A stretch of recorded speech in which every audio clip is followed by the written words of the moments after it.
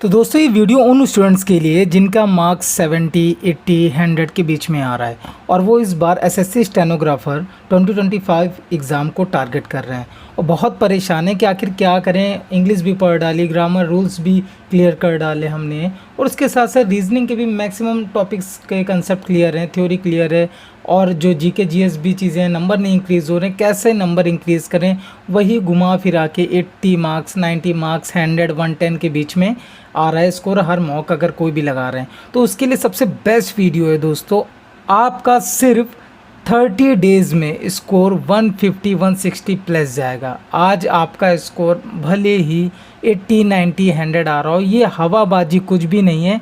अगर सिर्फ 30 दिन में इस चीज़ को फॉलो करोगे आप और 30 दिन के बाद अगर आपका स्कोर इसके आसपास नहीं आया तो आप अपनी मनपसंद लैंग्वेज में अच्छे अच्छे शब्दों का यूज़ करके आप कमेंट बॉक्स में फीडबैक दे सके हो। कमेंट बॉक्स आपके लिए हमेशा ओपन रहेगा। दोस्तों इसी कंसेप्ट का यूज़ करके मैंने खुद भी मार्क्स इंक्रीज़ किए मॉक्स में और उसके साथ साथ बहुत से स्टूडेंट्स के मॉक्स में मार्क्स इंक्रीज़ करवाएं और जिन्होंने सीबीटी देखे हैं सीबीटी में भी उनके बहुत अच्छे मार्क्स आए थे सिर्फ ये कंसेप्ट यूज़ करके। और दोस्तों इन 30 डेज़ में कैसे चीज़ें क्लियर करनी वो मैं आपको बताऊंगा, कैसे चीज़ें क्लियर करनी बिल्कुल इजी तरीके से। जो आप हार्ड वर्क करते चले जा रहे हो बट आउटपुट नहीं निकल रहा है, वो आपको अब निकल के आएगा जब आप डिटेल में चीज़ें करोगे, ठीक है। और उसके साथ जिसे बोलते हैं स्मार्ट वर्क, यही एक वो स्मार्ट वर्क है जो आपको चीज़ें आपकी performance day by day improve करता जाएगा और आपके मार्क्स इंक्रीज़ होते जाएंगे मॉक टेस्ट में भी, प्रीवियस ईयर सेट्स में भी और उसी के साथ साथ जब आप एग्ज़ाम देने जाओगे उसमें भी। तो सबसे पहले दोस्तों 30 डेज़ का जो मैंने चीज़ आपको बताया 110% आपके मार्क्स इंक्रीज़ होंगे, इंप्रूवमेंट आपको देखने को मिलेगा, थोड़ा बहुत नहीं बहुत ज़्यादा इंप्रूवमेंट देखने को मिलेगा। और उसके लिए क्लियर है आपको पहले स्टार्टिंग करनी है और ये चीज़ चलेगी फर्स्ट 10 डेज़, सेकंड 10 डेज़, ठीक है, उसके बाद थर्ड 10 डेज़। इन चीज़ में 10 दिन 10 दिन 10 दिन लेके चलना है, इसमें चीज़ें चेंजेस करते रहेंगे और कैसे करना है क्या नहीं ये चीज़ें आपको क्लियर कर दे रहा हूँ मैं। सबसे पहले आज आपका जो भी लेवल हो, आपके मार्क्स 70 आते हो, 40 आते हो, 60 आते हो, 80 आते हो, 100 आते हो, 110 आते हो, 120 पे ही आप फंसे पड़े, उसके ऊपर नहीं जा पा रहे हो, है आपको प्रीवियस ईयर की किसी भी एक शिफ्ट को लगाना है जाके, चाहे वो आपकी 2024 की हो या फिर दोस्तों आपकी वो 2023 की हो, ठीक है। इनमें से जाके किसी भी एक शिफ्ट का आपको आज एक मॉक लगाना है जब भी आप ये स्टार्ट करोगे, ठीक है। उसके जब मॉक लगाओगे उसके बाद उसकी डिटेल एनालिसिस, सबसे पहला काम एक मॉक लगाना है सेट प्रीवियस ईयर की किसी एक शिफ्ट की। 24 की भी 6 शिफ्टें आपको मिलेंगी और 23 में भी 6 शिफ्टें मिलेंगी, किसी एक शिफ्ट का आपको मॉक लगाना है। सेकंड काम करना है उसकी एनालिसिस और उसको सिर्फ ऐसे देखना ही नहीं है, डिटेल एनालिसिस करनी है। इसमें मिनिमम आपको 1 से 1.5 घंटे देने हैं और वो एनालिसिस कैसे करनी है वो मैं आपको क्लियर बता दे रहा हूँ आपको। उसमें चीज़ें आपको करनी है दोस्तों, सबसे पहले आपको ये देखने हैं कि आपने क्वेश्चंस कौन से सही किए हैं। सही जो किए हैं उसमें आपने ये देखना है उनके एक बार सोल्यूशंस को जरूर देख लेना। जो क्वेश्चन का उस जो सही हुआ है उसका जो सोल्यूशन आप जब देखोगे तो आपको ये चीज़ें क्लियर करनी चाहिए, जो आपने इस क्वेश्चन को सही किया है वो यही सेम कंसेप्ट लगा है जो इनके सोल्यूशन में, मतलब सॉल्यूशन बड़ा हो सकता है, लेंथी हो सकता है, वो चीज़ें नहीं, लेकिन कंसेप्ट ठीक है। जैसे कोई भी नंबर सीरीज़ का कोई क्वेश्चन हो, अब उसमें -2 करके होगा या +2 फिर -2 +2 -2, यही सोचते हुए आपने भी सॉल्व किया था। ऐसा तो नहीं वो मतलब तुक्केबाजी से सही हो गया, आप कुछ और ही सोच रहे थे सही हो गया। तो पहले इन चीज़ों को देखने की, मतलब जो आप चीज़ सही कर रहे हो वो बिल्कुल सही हो रही हैं, जो आप सोच रहे थे जिस सोच के साथ आपने सॉल्व किया तो क्वेश्चन को वैसे ही हुआ है ना, वो सब चीज़ें क्लियर कर लेनी है। उसके बाद आता है मेन पॉइंट दोस्तों, आपका निगेटिव जो क्वेश्चन जिनमें लगी है निगेटिव मार्किंग, जो आपके गलत हुए हैं दोस्तों, उन क्वेश्चंस को क्या करना है, सबसे पहले एक एक क्वेश्चंस को आपको देखना है। सबसे पहले आपको इंग्लिश का खोलना है। इंग्लिश में आपको देखना है कि आप जो कहते हो मार्क्स नहीं बढ़ रहे हैं, मार्क्स इंक्रीज़ नहीं हो रहे हैं, वो क्यों नहीं हो रहे हैं।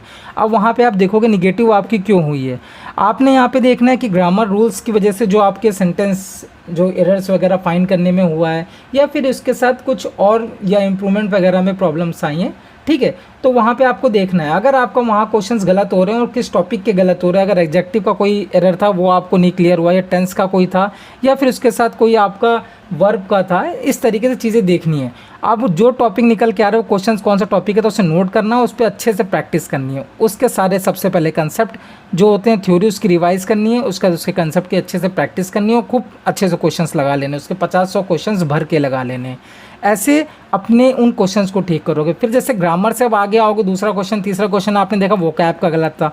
अब आपने देखना वोकैब में गलत कौन सा था, एडियम्स का था कि एंटो का था कि साइनो का था, ये चीज़ आपको देखनी है। अब अगर इसमें से आपका कोई भी इन तीनों में से ये कोई भी गलत हुआ तो आपको उसको तुरंत नोट डाउन करना उस पेज में, ठीक है, जो आप अपना इरेज का पेज बना रहे हो, जिस मतलब जो आपका वीक पॉइंट है, जो आपकी मिस्टेक्स हुई एनालिसिस के दौरान, उन पेपर में सब चीज़ें नोट डाउन करते हुए चलना। अब वहाँ पे जब आप देखोगे कि आपका वोकैब में आपने देखा कि हाँ चलो आपका, अब आपने वहाँ पे देखा इडियम्स का क्वेश्चन आया था, आपने इससे सॉल्व नहीं किया, आप स्किप करके या फिर आप उसको छोड़ो, मतलब अटैम्प्ट तो किया लेकिन गलत हो गया।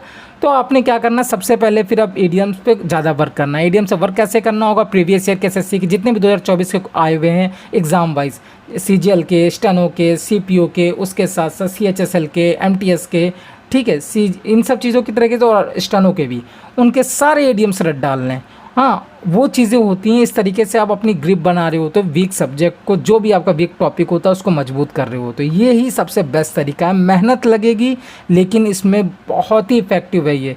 और उसके बाद फिर आपको देखना है कि आपका जो कम्प्रीहेंशन का पार्ट है उसमें आपका PQRS में प्रॉब्लम हुई है, या आपके पैसेजेस में हुई है, या फिर आपके क्लोज टेस्ट वगैरह में हुई है। अब वहाँ पे आपको अगर ज़्यादा मिस्टेक दिख रही है, क्योंकि जब अगर आपके इंग्लिश में मार्क्स नहीं बढ़ रहे होते, मैक्सिमम स्टूडेंट्स का होता है कि वोकैब या फिर कम्प्रीहेंशन के पार्ट में प्रॉब्लम हो रही होती है। ग्रामर रूल्स तो आजकल लोग रट लेते हैं और सेम ही कंसेप्ट पे क्वेश्चन आ रहे होते हैं, तो बहुत ईजी तरीके से सॉल्व हो जाते हैं। एक्टिव पैसिव भी बहुत ईजी, फ्री के नंबर देता है, उसमें भी आप आराम से कर सकते हो, ठीक है। जैसे वॉइस और नरेशन के जो क्वेश्चन आते हैं उनका वेटेज भी मतलब 18 से 20 मार्क्स का होता है, वो तो ईजी तरीके से बना लेते हो। लेकिन कंप्रीहेंशन के पार्ट में जो आपके क्लोस्टर्स में मिस्टेक्स हो रही है या वोकैब्स में हो रही हैं, वैसे उन चीज़ों को नोट डाउन कर लेना। पता चला आपका पैसेज में प्रॉब्लम हुई है, टोन पूछने में, ठीक है, उसके साथ साथ, या फिर लेंथी पैसेज था तो पढ़ने में आपको टाइम भी लगा, उसके वजह से टाइम नहीं कर पाए या जल्दबाजी में गलत हो गया, तो अब आपको डेली पैसेज को अपने स्ट्रॉन्ग करने के लिए डेली पैसेज सॉल्व करने प्रीवियस ईयर के सभी एग्जाम्स के एसएससी के, ठीक है। जितने भी 3 या 5 का टारगेट लेके चलो, 3 क्वेश्चन पैसेज रोज सॉल्व करने।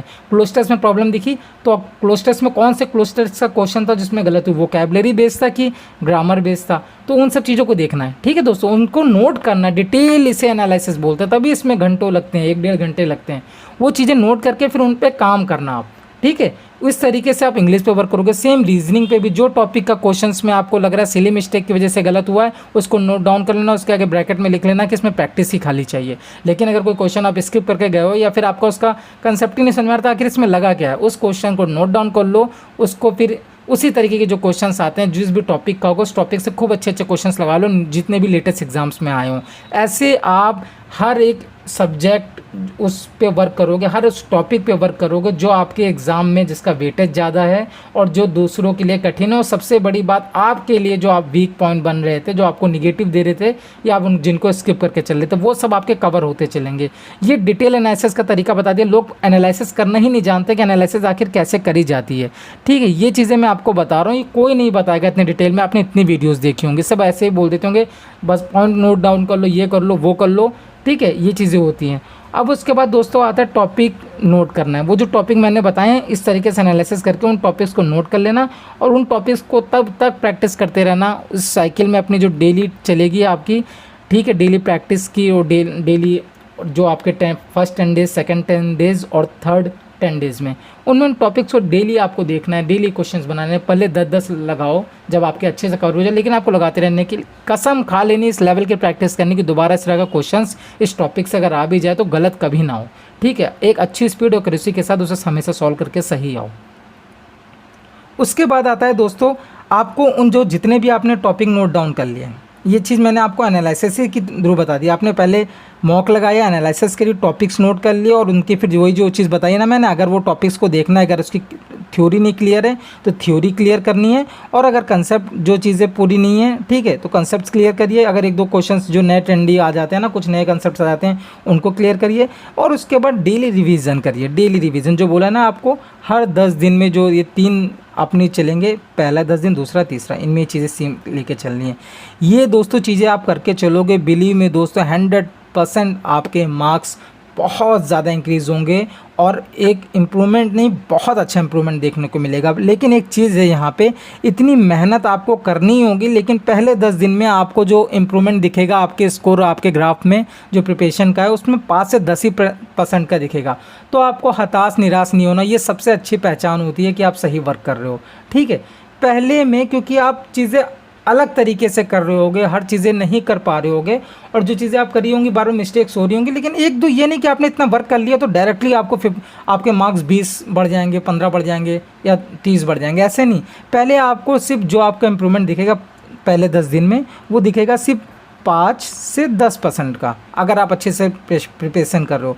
फिर जब इसके आप एक बार आपने पहले 10 दिन कर लिया, सेम प्रोसेस जब आप इस साइकिल को चलाओगे सेकंड 10 डेज़ में आपके पहले 10 दिन कवर हो चुके होंगे, फिर आप एक मॉक लगाओगे, ठीक है, 10 दिन कंप्लीट होने पे, और दूसरे जब स्टार्ट होंगे आपके 10 डेज़ का ये पूरा फॉर्मेट जो आपको प्रैक्टिस करनी है इस तरीके से अपनी, उसमें आपको यही सेम चीज़ करती रहनी है। फिर जो नया मॉक लगाओगे उसमें नए टॉपिक्स आएंगे, उसमें आपको इम्प्रूवमेंट दिखेगा दोस्तों 15 से 30% का इम्प्रूवमेंट, और यही स्कोर में भी आपको दिखेगा 15 से 20 मार्क्स से डिफरेंस दिखेगा। और इसी तरह से जब आगे आप चलते रहोगे, और ये आपका आएगा सबसे बेस्ट 10 डेज़।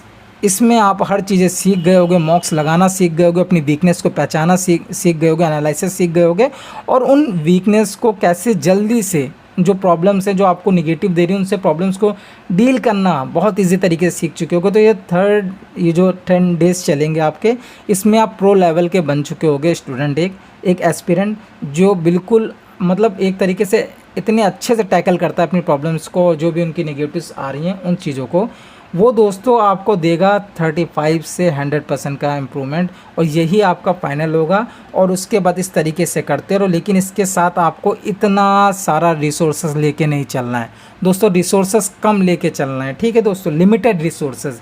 मतलब ये नहीं कि स्टैटिक जीके के लिए आपने 3 टीचरों के 5 बुक लेके चल लो, या रीजनिंग के लिए 2 टीचर लेके चलो, 2 प्रैक्टिस के लिए लेके चलो, 2 थ्योरी के लिए लेके चलो, नहीं, इंग्लिश के लिए 2-3 तरीके की वोकैबुलरी के लेके चलो, पैसेजेस के लिए, कंप्रीहेंशन के पार्ट के लिए अलग, ग्रामर के इनके लिए 120, उनके 160 ग्रामर रूल्स, किसी के 180, किसी की थ्योरी लेके चलो, नहीं, रिसोर्सेस कम से कम रखने, क्योंकि आपको ऑलरेडी इतना कुछ काम करना है, डेली करना है, और हर दिन आपको जितने भी टॉपिक्स हैं उन पे आपको काम करना है इस तरीके से, क्योंकि टाइम 30 डेज़ के अंदर करना है ना दोस्तों। इस काम को कंप्लीट करने के लिए आपको hard work plus smart work की ज़रूरत होगी। स्मार्ट वर्क ये है, और हार्ड वर्क जो आप करोगे, जितनी डेडिकेशन के साथ आप मेहनत करोगे उतना ज़्यादा इंप्रूवमेंट दिखेगा दोस्तों।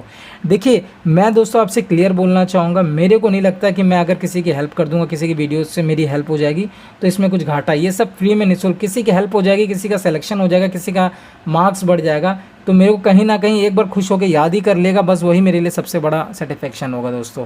इसलिए मैं ये चीज़ें बता रहा हूँ, बहुत बढ़िया बता रहा हूँ। जो भी स्टूडेंट तैयारी करता होगा, पुराना स्टूडेंट होगा, उस सब चीज़ों को पता होगा उसको ऐसी, और आज भी कितने स्टूडेंट्स को ये सब चीज़ें नहीं पता होती, मॉक्स को कैसे एनालाइज करें, उस पर कैसे वर्क करें दोस्तों, यही स्मार्ट वर्क है दोस्तों। इसे करते चलिए, डैम श्योर आपके मार्क्स ज़रूर इंक्रीज़ होंगे, आपके मॉक्स में भी, प्रीवियस ईयर के सेट में भी, और दोस्तों उसी के साथ साथ आप जिस दिन एग्ज़ाम देने जाओगे उस दिन ऐसी परफॉर्मेंस होगी आपकी कि फाइनल कट ऑफ जितनी भी हाई जाए उस कट ऑफ को तो क्लियर आप करोगे, क्योंकि जो PDF आएगी चाहे CBT 1 की चाहे स्किल के बाद वाली, उसमें आपका नाम ज़रूर होगा, अगर आपने लगन के साथ एक बिना अपने आप से चीट किए हुए, ठीक है दोस्तों, अच्छे से मेहनत करिए। ये चीज़ें मैं क्लियर करना चाह रहा था, इसलिए आपको बता दी। और अगर वीडियो अच्छी लगी तो वीडियो को लाइक ज़रूर करना, और उसी के साथ साथ अच्छे से मेहनत करना, अपनी हेल्थ का ध्यान रखना। एग्ज़ाम के जो 30, 40, 50 डेज़ जो होते हैं, लास्ट डेज़ होते हैं, इन पे अपना हेल्थ पे बहुत ध्यान देना होता है। अगर 1 दिन के लिए, 2 दिन के लिए, 3 दिन के लिए भी आप पढ़ाई से दूर हो जाओगे ना, या फिर आप उस एनर्जी के साथ पढ़ाई नहीं कर पाते, तो सालों की मेहनत, महीनों की मेहनत से बहुत पीछे हो जाते हो। तो इसलिए दोस्तों मैं आपसे बोलना चाहूँगा, अपना हेल्थ का भी ध्यान ज़रूर देना, ठीक है, और टेंशन बिल्कुल नहीं लेना। स्ट्रेस फ्री होकर काम करोगे तो सब आसान होगा, लेकिन अगर स्ट्रेस लेके करोगे ना तो पैनिक करोगे, उसके साथ स्ट्रेस के साथ इतना फ्रस्ट्रेशन रहता है कि चीज़ें सॉल्व नहीं हो रही होती हैं, प्रॉब्लम्स पता नहीं चल रही होती, मन करता है कि ठीक है अब नहीं करते हैं, या फिर बस इसको छोड़ के चलते हैं, ये सब चीज़ें होने लगती हैं, और ओवर थिंकिंग बहुत सी होने लगती है। तो इन सब चीज़ों से बचने के लिए स्ट्रेस फ्री रहिए, आराम से, ये चीज़ें मैं आपसे बोलना चाहूँगा। तो दोस्तों अपना ध्यान रखिए। और हाँ, मैं ये ज़रूर बोल दे रहा हूँ कि मैं स्टेनो की तैयारी नहीं कर रहा हूँ, मैं कर रहा था लेकिन मैंने ड्रॉप कर दिया, मैं नहीं करूँगा क्योंकि वैकेंसीज़ बहुत कम थी, तो कि जहाँ मुझे चाहिए मुझे पता वहाँ वैकेंसीज़ आएंगी नहीं, इस वजह से मैं इस बार नहीं कर रहा हूँ, छोड़ दे रहा हूँ। अगर अगले तक के लिए हुआ हो तो फिर मैं करूँगा, वरना मैंने इसीलिए छोड़ दिया है। शायद मैं जिस एग्ज़ाम की करूँगा उसकी वीडियोज़ मैं अपलोड कर दूँगा।